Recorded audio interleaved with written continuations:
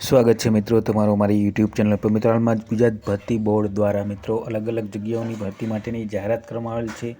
જેમાં તો ગુજરાત પોલીસ દળ વર્ગ 3ની જગ્યાઓની સીધી ભરતી માટેની જાહેરાત કરવામાં આવેલ છે। મિત્રો જગ્યાઓ જોઈએ તો મિત્રો બિન હથિયારી પોલીસ સબ ઇન્સ્પેક્ટરની કુલ 659 જેટલી જગ્યા છે। હથિયારી પોલીસ સબ ઇન્સ્પેક્ટરની 129 જેટલી જગ્યા છે અને જેલર ગ્રુપ 2ની મિત્રો 13 જેટલી જગ્યાઓ ટોટલ મળીને મિત્રો 858 જેટલી જગ્યાઓ માટે ઓનલાઈન અરજીઓ મંગાવવામાં આવે છે। જાહેરાતમાં GPRB 2025-26 1।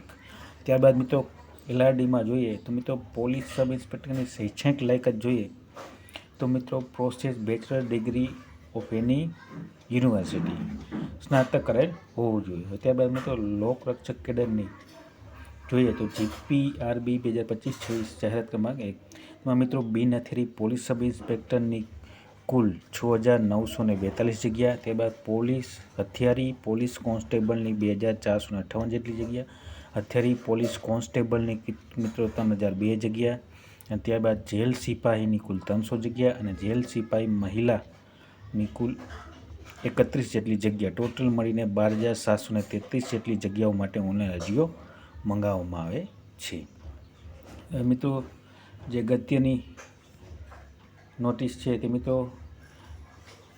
હવે મિત્રો લોકરક્ષક કેડરની જે શૈક્ષિક લાયકાત હોવી જોઈએ તો મિત્રો હાયર સેકન્ડરી સ્કૂલ સર્ટિફિકેટ એટલે કે મિત્રો ધોરણ 12 પાસ કરેલ હોવું જોઈએ। મિત્રો આ તમામ જગ્યાઓ અંગેની ઓજસની વેબસાઇટ ઉપર વિગતવાર મૂકવામાં આવશે। પોલીસ સબ ઇન્સ્પેક્ટરની વિગતવાર સૂચનાઓ ઓજસની વેબસાઇટ ઉપર તારીખ 3/12/2025થી અપલોડ કરવામાં આવશે।